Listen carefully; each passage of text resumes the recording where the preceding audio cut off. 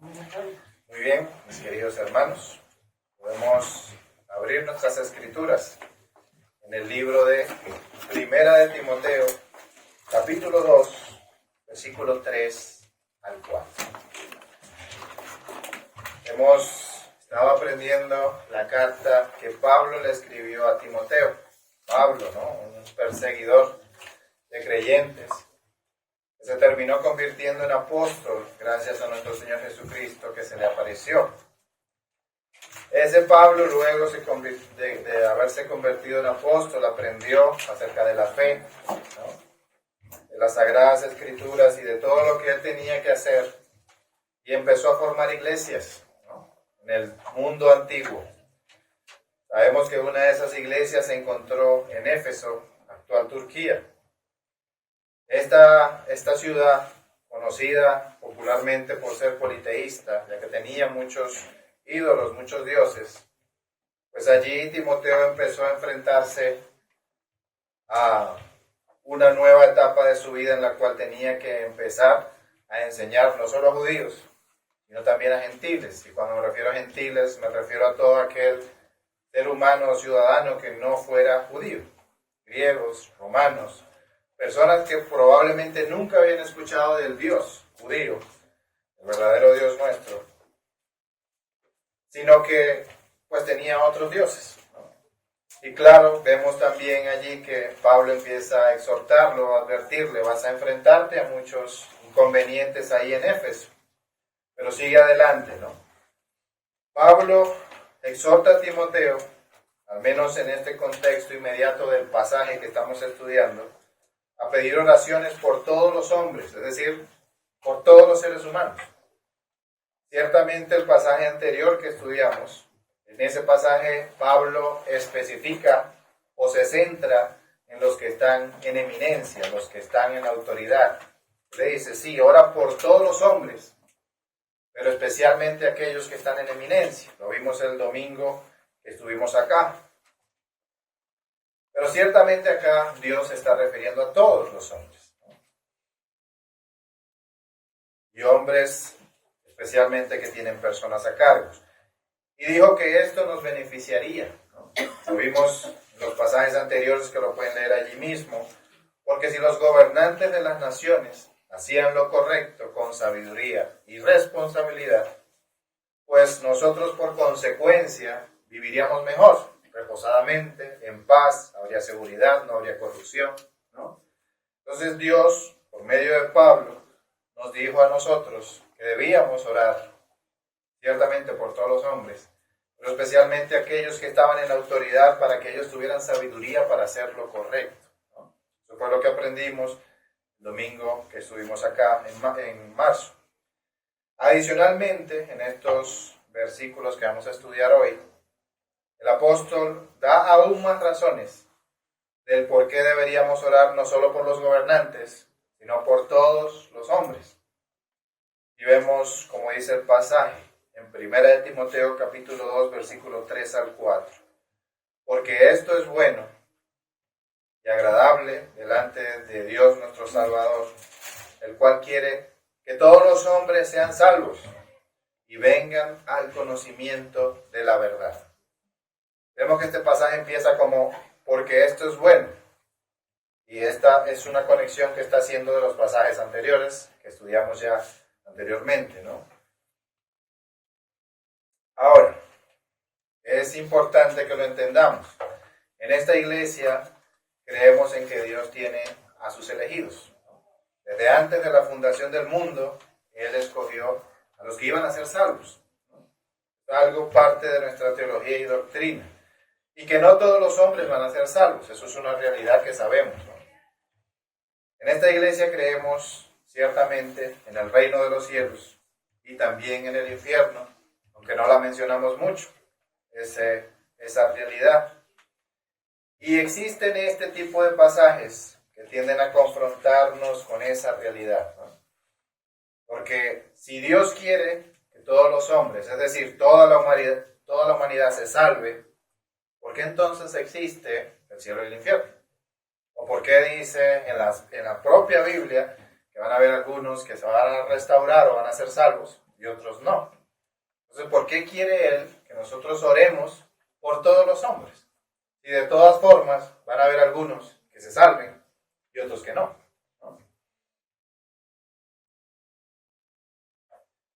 ¿Por qué no pensar, como hacen, por ejemplo, los cristianos de tendencia universalista?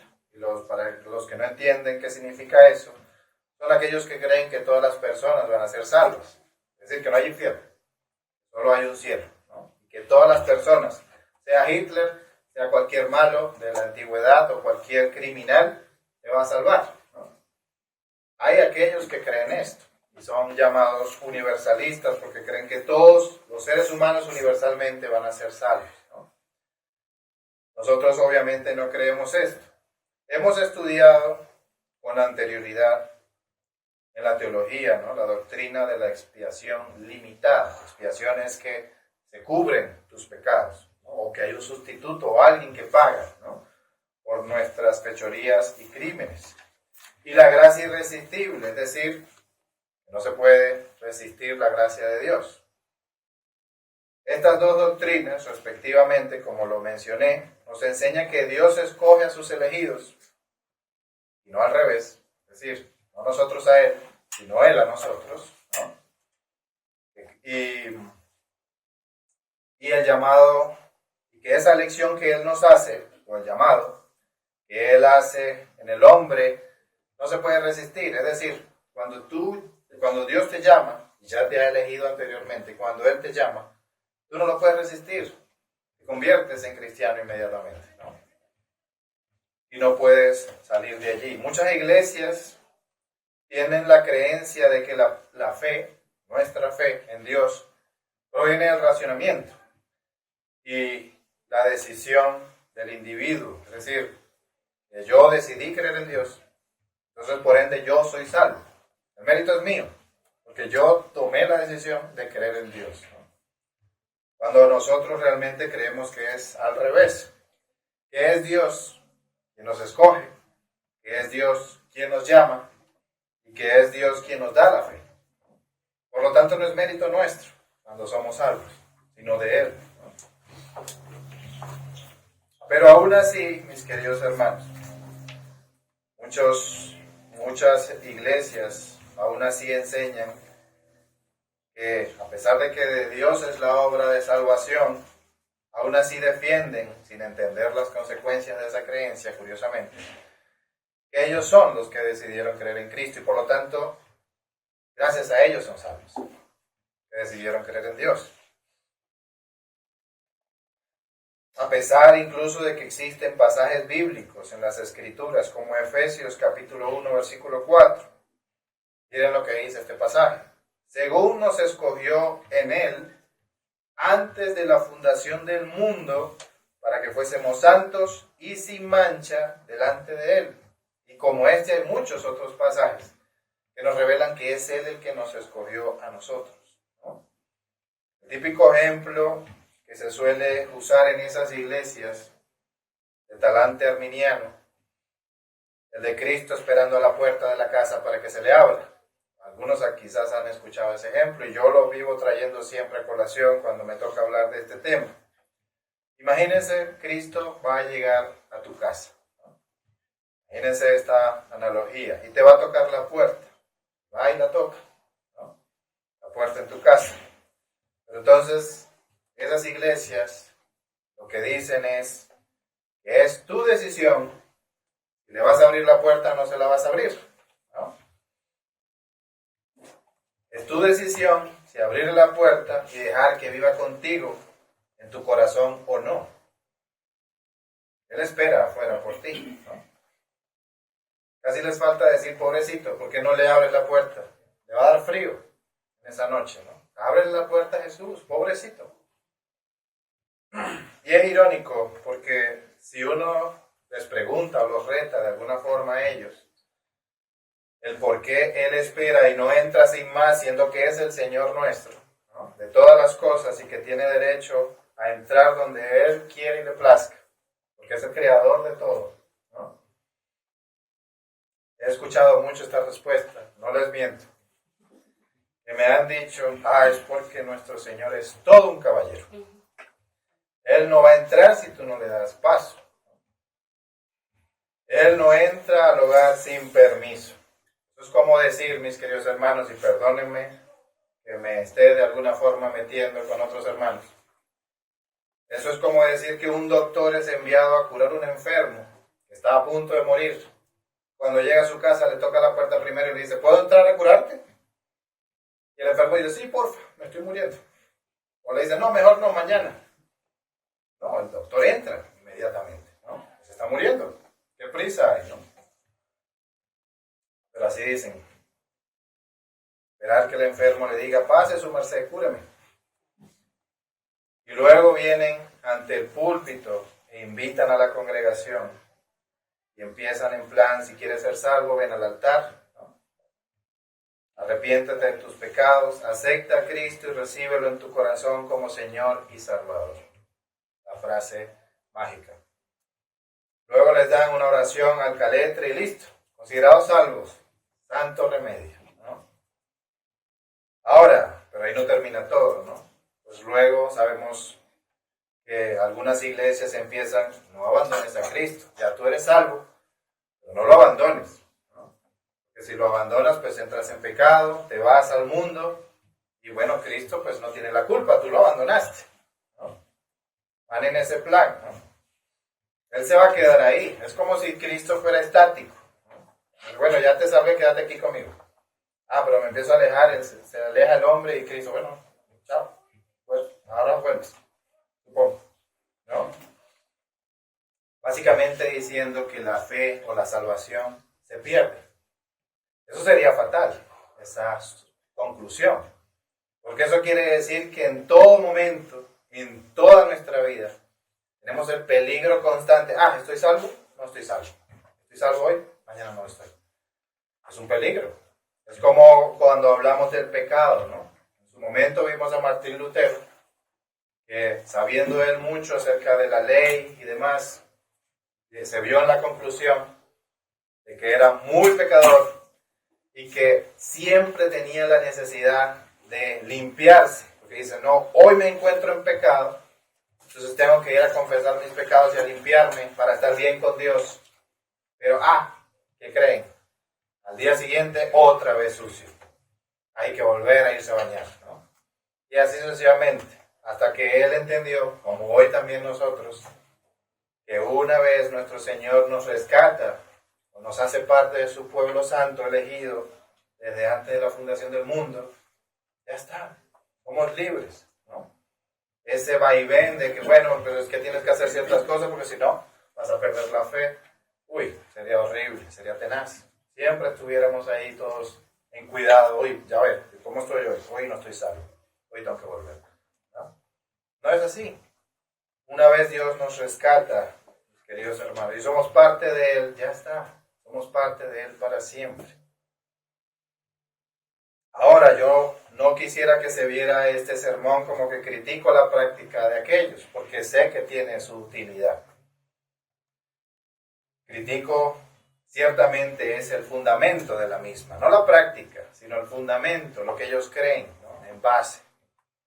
Porque este tipo de creencias colocan a Dios en una posición de debilidad, mis hermanos. Porque si Dios todo lo puede, ¿cómo es que depende del hombre el que sea salvo? Por medio de una decisión, ¿no? Que Dios lo salve ahí, que Él espera afuera y tú ves si le abres la puerta, ¿no? O si pecas y te alejas, pues por allá se queda Cristo solito, pobrecito, ¿no? Tú lo abandonaste. Y sé, mis hermanos, que en esas iglesias también hay hermanos, de verdad, que se salvan, los mismos pastores, muy probablemente. ¿Hay utilidad en estas prácticas? Claro que sí. Hay verdaderamente salvos en todo el mundo que encontrarán a Cristo en estas iglesias. No las estoy criticando a ellas. Estoy criticando el fundamento de ellas, ¿no? Que se sepa esto. Pero el hecho es este, mis queridos hermanos. Si Dios es omnipotente, como nosotros decimos que es, y es así, ¿no? Ninguna de sus ovejas se va a extraviar para siempre. Ninguna. Llegados a esta conclusión, mis hermanos, entonces Dios no toca la puerta de nuestras casas a ver si la abrimos. Me atrevería incluso a decir que Él ya está dentro de la casa antes de que nosotros lleguemos a ella. Él ya está dentro de la casa a esperar que tú nazcas por medio de tu madre, ¿no? Porque Él mismo, desde antes de la fundación del mundo, nos había escogido. Por lo tanto, es Él el que está dentro de la casa y tú eres el que va llegando, tú eres el nuevo. Y no lo digo yo, lo dicen las Escrituras. En Isaías, capítulo 49, versículo 1. Jehová me llamó desde el vientre de mi madre. Desde las entrañas de mi madre tuvo mi nombre en memoria. Desde antes que nacieran, mis queridos hermanos, ya ustedes fueron escogidos. Si ustedes tienen la fe ahorita, ustedes aman al Señor y lo anhelan.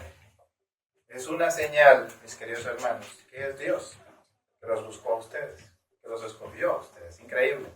Porque a veces uno piensa, es que yo tuve que buscar a Dios, lo tuve que ir a buscar allá en su casa. Hey, ábreme la puerta que yo quiero que vengas a vivir a mi casa. Es Dios quien los trajo. Es Dios quien les dio la salvación. Y aunque algunos de ustedes en algún punto consideren rendirse ante Dios, y les adelanto, va a ocurrirnos a todos nosotros, incluyendo al pastor. Van a haber momentos en los cuales vamos a decir, es que esto de ser cristiano está duro, ¿no? Pero aunque eso ocurra, mis queridos hermanos, Dios no los va a dejar a ustedes. Dios no se va a rendir con nosotros. Jamás.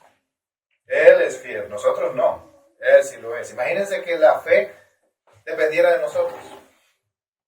Estaríamos condenados. Que tarde o temprano la vamos a dejar. Porque somos así, cambiantes, ¿no? Hoy soy cristiano, mañana soy musulmán, mañana soy budista, ¿no? Ay, que me gusta el yoga, bueno, voy a hacer yoga, ay, me convertí en budista. Listo.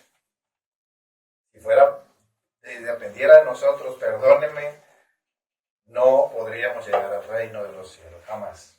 Que dejaríamos al Señor. Por lo tanto, mis queridos hermanos, la conclusión es buena, la conclusión es aliviadora, que la fe no depende de nosotros, depende de nuestro Señor que nos la dio. La prueba grande de que estamos en la fe, la verdadera, ojo, porque muchos dicen ser cristianos y al final no lo son, ¿no? Hay hermanos que salen de acá y ya dejan de serlo, ¿no? Que los hay, pero la fe verdadera, mis hermanos, es que a pesar de que pasen los años y vengan recaídas, ¿no?, de fe, de esperanza y paz, ustedes van a seguir creyendo. Tarde o temprano, ustedes vuelven. Esa es la única prueba legítima que tenemos como hermanos de la fe, como hijos del Señor, como cristianos, ¿no? Esa es la única prueba que hay. Ustedes en algún punto de sus vidas profesaron la fe, dijeron, no, yo ahora soy creyente, yo ahora verdaderamente amo al Señor. Pasan los años y ya en la cuna de muerte, ya cuando tengamos esas arruguitas, estemos a punto de partir, podamos decir, yo sigo creyendo. Mis hermanos, ustedes son de Dios. Es un alivio grande, enorme. Aunque les ocurra como el hijo pródigo, y a muchos les ha tocado ser ese hijo, ¿no? Ustedes vieron la analogía del hijo pródigo. Se fue de la casa de su papá, gastó todo lo que tenía, y luego cuando ya estaba en las últimas, en las peores, comiendo casi barro y demás, se acordó de su papá. Y con todo el miedo que tenía ese hijo, terminó volviendo a la casa, esperando que lo iban a tratar ahora como un siervo, como que bueno, ya que gastaste toda tu herencia, ahora ya no eres hijo mío, ahora trabaja como un siervo mío. El padre fue y lo abrazó, lo recibió, le hizo un banquete, increíble, ¿no? Así es Dios, con nosotros, con sus escogidos. Pasarán los años y ustedes van a volver, y van a volver porque Cristo así nos lo ha asegurado, mis hermanos. En Juan capítulo 10, versículo 27 al 29. Este es Cristo hablando. Mis ovejas oyen mi voz y yo las conozco y me siguen y yo les doy vida eterna y no perecerán jamás, ni nadie las arrebatará de mi mano. Mi Padre que me las dio es mayor que todos y nadie las puede arrebatar de la mano de mi Padre. Entonces, mis hermanos, si la fe de ustedes hoy es realmente genuina, la única evidencia que tenemos es esa, que nunca nos vamos a apartar del Señor. Ciertamente, en algún momento de nuestra vida quizás nos aburrimos, dejamos de venir a la iglesia, nos vamos por ahí, dejamos de decirnos o llamarnos cristianos ante los amigos y conocidos y desconocidos también. Tarde o temprano, si la fe fue genuina y sigue siendo genuina, ustedes van a volver, no les va a quedar remedio. Esto no es porque, me gusta el pastor y voy a la iglesia, me gusta cómo predica, me gusta su clase, ¿no? En algún punto se van a aburrir de mí probablemente, pero no van a volver por mí, no van a volver por sus familiares, van a volver porque Cristo no los dejará de amar, mis queridos hermanos. Nunca dejaremos de ser creyentes, nunca dejaremos de anhelar a Cristo y su iglesia. Nunca dejaremos de creer que hay un Dios allá arriba que va a restaurarnos. No porque lo merezcamos, ojo, porque muchos cristianos allá afuera, hermanos, dicen, es que somos unas joyas porque Dios, por eso nos salvó. Porque somos muy buenos, somos muy santos, no Señor. Sino porque Dios tuvo misericordia de nosotros, de quien Él quiso, y Él nos quiso a nosotros. Si es así. Si ustedes hoy creen esto, tengan paz. Eso es lo que queda. ¿Qué queda de saber que Dios nos escogió? Que tener paz en esta vida. Hay mucha gente que siempre está peleando, siempre está buscando cumplir con sus logros y sus metas, porque todavía no estoy donde yo quisiera estar. Y eso está bien sentirlo, no pasa nada. Tenemos anhelos, tenemos sueños, y eso está bien tenerlo. Pero el vivirse o el desvivirse porque no se logran esas metas en nosotros, ¿por qué? Tenemos ya lo mejor que podemos tener en esta vida, que es a Dios, en nuestro corazón. Por eso, si hoy ustedes creen esto, tengan paz, porque hay un Dios que les ama. Les ama, que les dará vida eterna, y como dicen sus palabras en Apocalipsis, capítulo 21, versículo 4 al 5, en aquella vida enjugará Dios toda lágrima de los ojos de ellos, y ya no habrá muerte, ni habrá más llanto, ni clamor, ni dolor, porque las primeras cosas pasaron. Y el que estaba sentado en el trono dijo, he aquí, yo hago nuevas todas las cosas. Y así sea verdaderamente. Algunos de nosotros, ojalá todos, veamos eso, ¿no? Y vivamos esa realidad que nos aguarda. Y recordaremos este sermón probablemente cuando estemos allá. Y me van a decir, tuve razón. Pero no seremos avergonzados, ¿no? Por aquellos que nos acusaban y que nos viven diciendo constantemente, ¿dónde está tu Dios? Tu Dios no existe, ¿no? Y la Biblia nos asegura eso, no seremos avergonzados. Y nosotros no tendremos que decir nada, ¿no?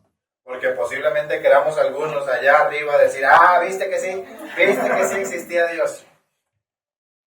Pero no nos va a tocar decir nada porque todo el mundo, mis hermanos, todo el mundo lo van a ver.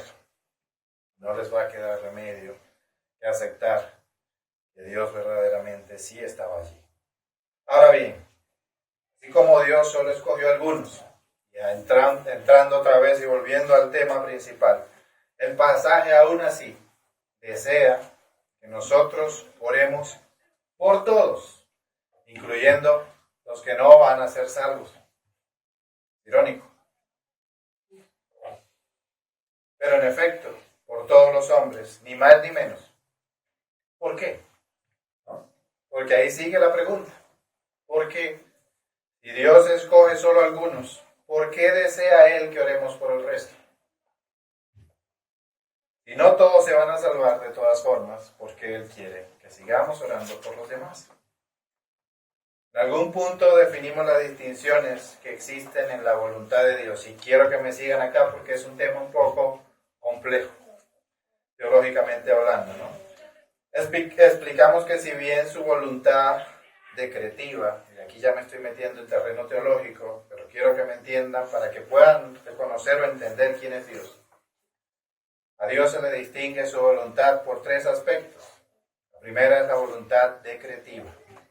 La voluntad decretiva es todo lo que ocurre en el mundo, tragedias, bonanza, bienestar, todo lo que ocurre, la muerte de un hijo prematuramente, ¿no? El accidente de tránsito trágico que le pasó a nuestra hermana, todas estas cosas, morir por una enfermedad grave, esa es la voluntad decretiva del Señor. Todo lo que ocurre en la vida es por causa de la voluntad del Señor, bueno y malo. No que Él lo hace, es decir, Dios no se metió en el bus y vino y se desvió y chocaron por causa de Dios, no, porque eso lo tuvo el hombre, ¿no? Ese mal que, o mejor dicho, negligencia de parte de los conductores, fueron los hombres. Es culpa de los hombres, ciertamente. Pero es algo que dentro de la voluntad de Dios ya estaba decretado que iba a pasar, ¿no? De esta manera. En esa voluntad Él ha definido todo. Quienes van a morir prematuramente, quienes van a vivir hasta los 80, 90, 100 años, quienes van a morir desde el vientre de su madre, todo, quienes se van a salvar, quienes no se van a salvar, todo eso está dentro de la voluntad decretiva del Señor, ¿no? Esa es la voluntad de Dios que va a ocurrir, que ocurrirá y que ya ocurrió, ¿no? Todo lo que ocurre en la vida es parte de esa voluntad, de ese aspecto de la voluntad de Dios.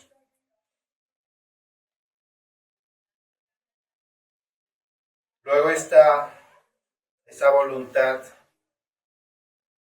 que Él ha predefinido como la voluntad preceptiva. La voluntad preceptiva, el aspecto de la voluntad de Dios que es preceptiva, va ligada a sus preceptos, a sus mandamientos, ¿no? La decretiva es que siempre se cumple, es algo que sabemos. La preceptiva no siempre se cumple, porque va ligada a los mandamientos de Dios. Es decir, lo que Dios quiere que nosotros como seres humanos hagamos. Los mandamientos. ¿Y los rompemos o no los rompemos? Los rompemos. Por supuesto que sí los rompemos. Y la siguiente, mis queridos hermanos, es la voluntad de disposición, y de esta creemos nosotros es que habla en el pasaje. La voluntad de disposición, o el aspecto de la voluntad de Dios disposicional, es aquella, o mejor dicho, que demuestra los anhelos, los deseos de Dios.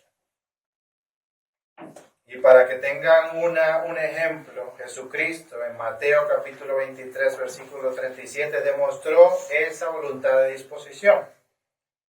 ¿Qué dijo Cristo con Jerusalén? Él quería que Jerusalén por todas se salvara, ¿no? Y que todo su pueblo adentro fuera salvo y que lo siguiera y que fueran uno con él, ¿no?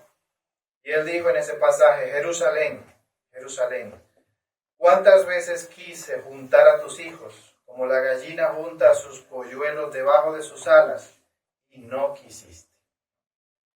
El deseo de Cristo, Dios Hijo, era que Jerusalén se salvara. La voluntad decretiva, ocurre lo que ocurre, no se salvan todos, ¿no? No sus discípulos. La voluntad preceptiva era que había una ley que debían cumplir y no cumplieron. Y la de disposición es lo que Dios quería o anhela que ocurra, ¿no? Por ende, Dios no quiere que toda la humanidad se pierda. Es un poco curioso que lo pensemos de esta manera, porque ahí vemos los verdaderos deseos de Dios, en ese aspecto de su voluntad. Para que Él sea completamente justo y su justicia sea alabada, debe haber castigo. Y debe haber castigo porque hay una responsabilidad que el hombre no quiso cumplir, preceptiva, ¿no? Y la de disposición es que él no quiere que el humano se pierda. Él no se deleita cuando un hombre es condenado. No se deleita, no es que se ríe. ¡Ja! Eres condenado. No, no se deleita en estas cosas. Ahí vemos y conocemos un poco el carácter de nuestro Dios. En su momento llegamos a la conclusión de que Él no era injusto por salvar a unos y dejar a otros. Lo hemos estudiado mucho acá, ¿no? Él no es injusto al salvar a unos y dejar a otros, porque antes de todas las cosas, todos merecemos la condenación. Lo hemos explicado mucho. Él nos dejó una ley, su voluntad preceptiva, ¿no? Su ley, nosotros no la quisimos cumplir desde Adán y Eva hasta hoy. No la cumplimos. Por ende, todos merecemos la condenación. Lo hemos visto. Todos hemos agarrado las cadenas del pecado y nos las hemos puesto voluntariamente. No, yo no quiero ser hijo tuyo, yo prefiero estar en pecado. Porque quiero hacer mi voluntad, ¿no? Nos la hemos puesto voluntariamente porque en el fondo de nuestro corazón no queremos tener un creador. No queremos servirle. No queremos servirle, sino que queremos ser nuestros propios amos del universo. Y para pruebas tenemos toda la cultura que hemos creado como hombres, ¿no? Vemos películas en la cual ya ni siquiera se habla de Dios, sino que se habla de, bueno, vamos a colonizar otros planetas, que somos amos del universo, ¿no? Pero es así. Por eso antes Él ha sido misericordioso, porque pudiera Él haber dicho, pues yo voy a borrar a este ser que he creado por completo. La raza humana ya no la quiero, la elimino, perdón. Y no lo hizo. Que pudo haberlo hecho. Y pudo Él así, aún así, ser llamado justo. Porque ninguno de los seres humanos quiso obedecer, ¿no? Pero Él aún así fue misericordioso. Antes Él ha sido bueno en gran manera, porque ha rescatado a algunos, ha decidido perdonar a algunos, por medio del sacrificio de su unigénito, el unigénito de Dios, Jesucristo. Por eso no es injusto, al contrario. Y por eso hablamos tanto de Jesús, ¿no? Por eso lo mencionamos tanto, porque y la gente se cansa, oye, ¿qué tanto hablar de Jesús?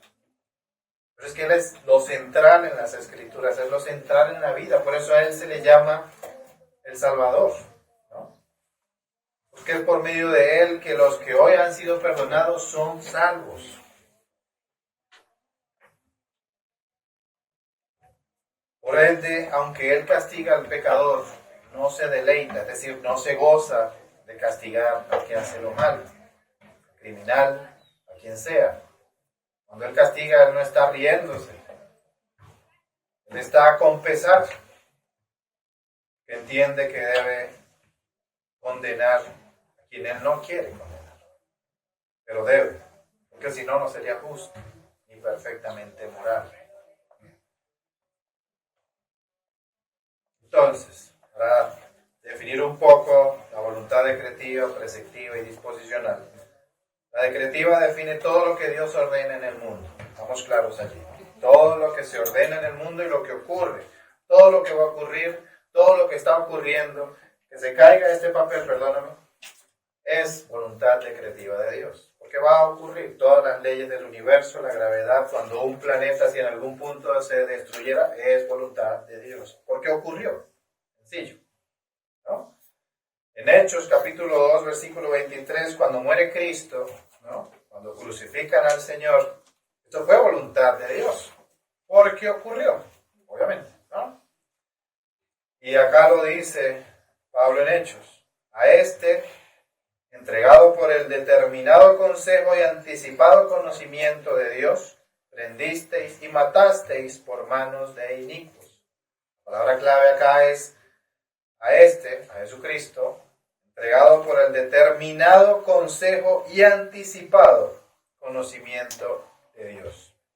Dios lo envió a la cruz, ¿no? Dios Padre.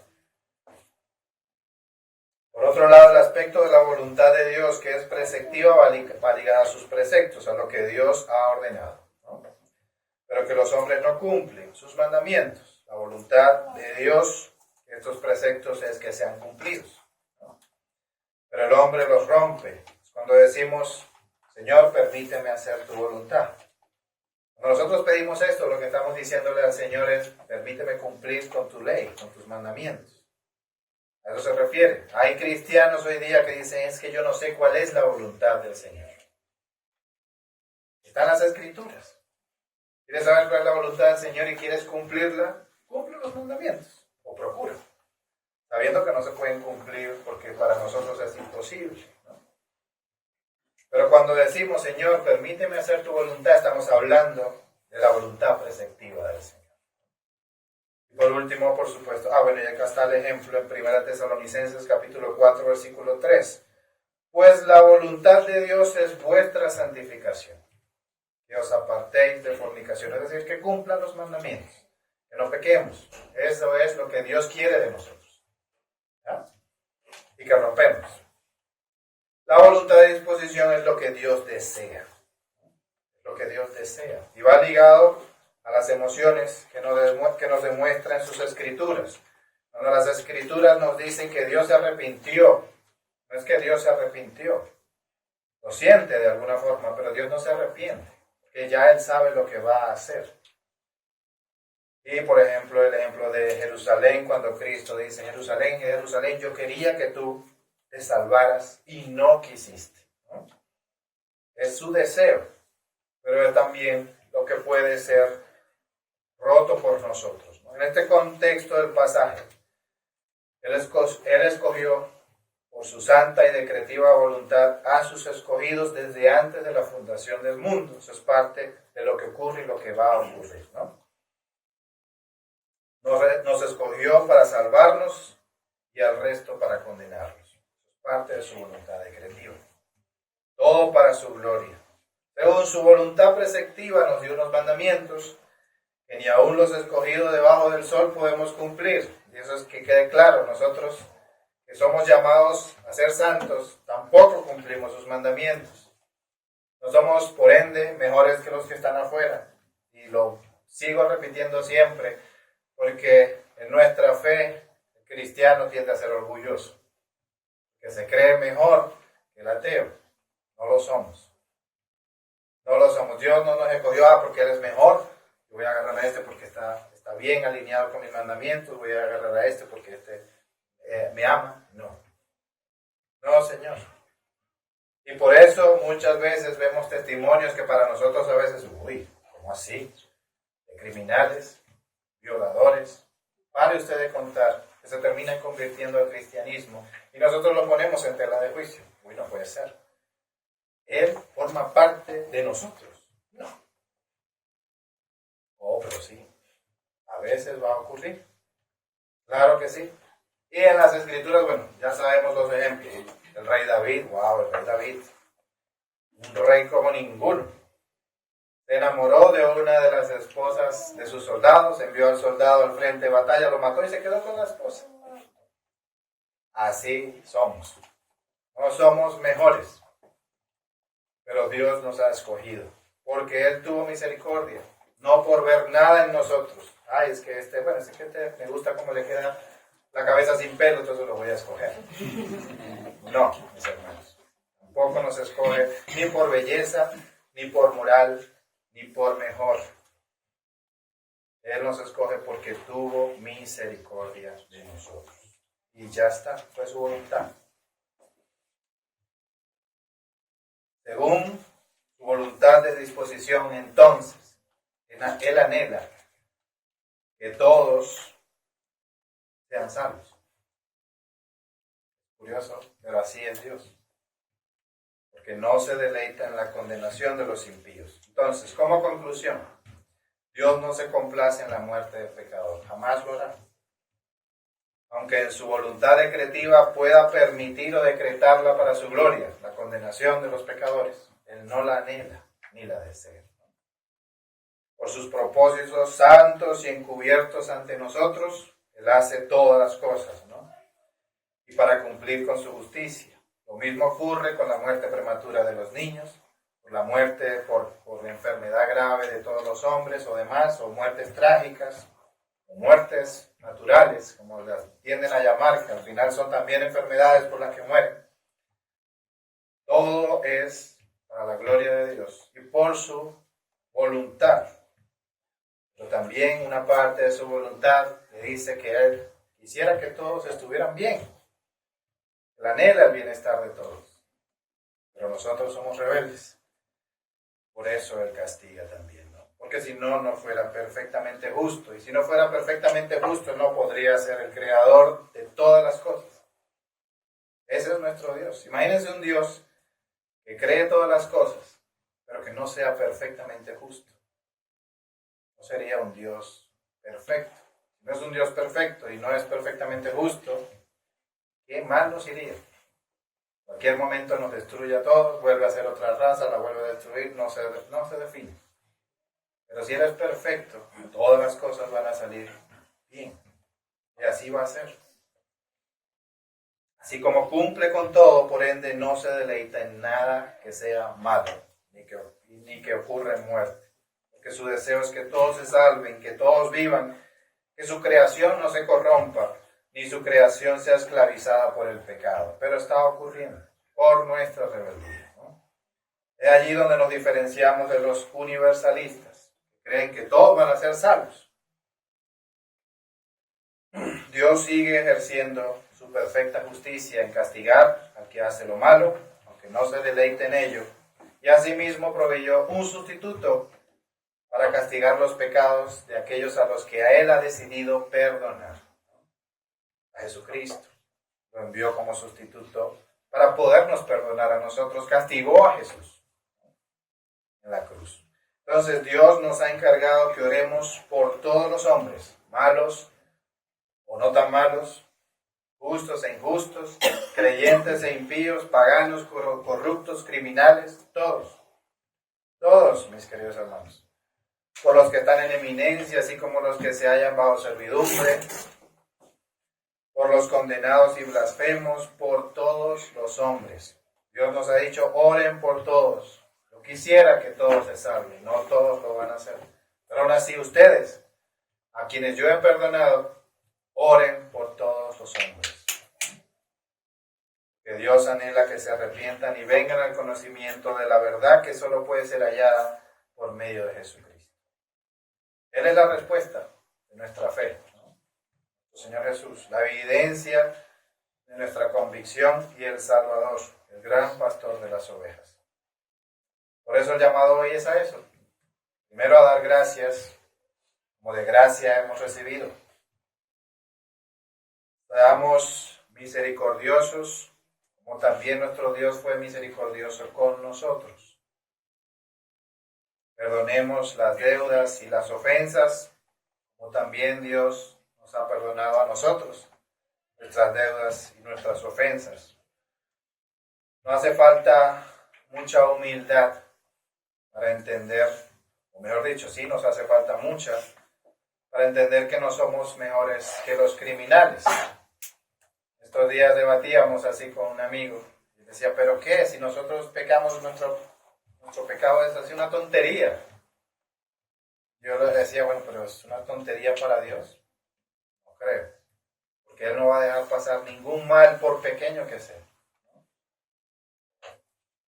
Por cuanto en nosotros también se encuentra esa rebeldía ancestral, ¿no?, que heredamos de Adán y Eva. El hombre mismo se plantó a sí mismo desde el inicio de la creación. No somos mejores.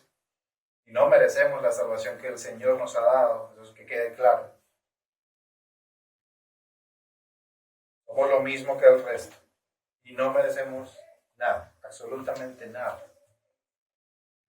Pero el Señor nos perdonó, encontró un sustituto que pagó por nosotros. Lo que realmente merecemos, junto con el resto del mundo que no tiene a Cristo, es la condenación. Y aún así el Señor nos ha perdonado. Procuremos, pues, con todas nuestras fuerzas, imitar a nuestro Señor Jesucristo. Y hacer lo mismo, perdonar, acompañar, apoyar, orar los unos por los otros. Porque como dijo Pablo a Timoteo, porque esto es bueno y agradable delante de Dios nuestro Salvador, el cual quiere que todos los hombres sean salvos y vengan al conocimiento de la verdad. Amén. Oren, mis hermanos.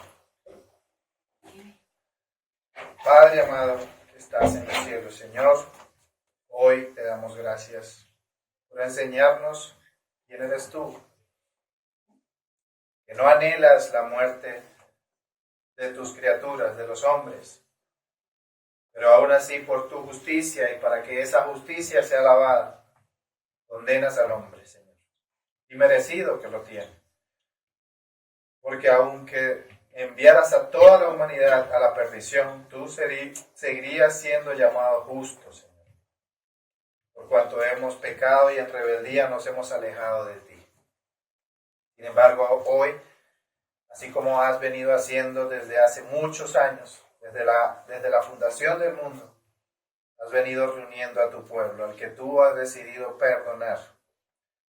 Has tenido misericordia de nosotros, Señor, y te damos gracias. Los que hoy estamos en esta iglesia y en todas las iglesias que hoy mismo en este día se están congregando para alabarte, para bendecir tu nombre. Todos los que pertenecemos a estas iglesias somos tuyos. Por cuanto te hemos amado, por cuanto hemos tenido el anhelo que tú mismo has puesto en nosotros de congregarnos, de ir a una iglesia, de seguir aprendiendo de ti, Señor. Y aprendiendo cada vez más de ti, te amamos más, Señor. Te damos gracias por enseñarnos todas estas cosas que tan importantes son para nosotros. Que aprendiendo quién eres tú, podremos entender todas las cosas que nos has permitido aprender aquí en esta vida. Te damos gracias por tu misericordia, por tu justicia, por tu benevolencia, por tu amor. Nos hiciste a tu imagen y semejanza, pero ¿cómo nos falta ser igual a ti o ser similares a ti, Señor? Porque tú eres en amor mejor que nosotros, en justicia mejor que nosotros, en misericordia mejor que nosotros. Eres la definición de todos estos atributos que son buenos. Pero nosotros hemos hecho lo malo y te damos al mismo tiempo gracias porque nos has perdonado. Seguiremos pecando, que es una noticia que nos afecta enormemente. Pero sabremos que esto no siempre será así, por cuanto tú nos restaurarás, nos limpiarás, nos glorificarás, Señor, en ese reino celestial que nos aguarda. Te damos gracias por tu misericordia. Permítenos y ayúdanos a orar por todos los hombres, Señor, no importando quién sea. Permítanos tener misericordia de todos los hombres. En el nombre de nuestro amado Señor Jesucristo. Amén. El Señor los bendiga.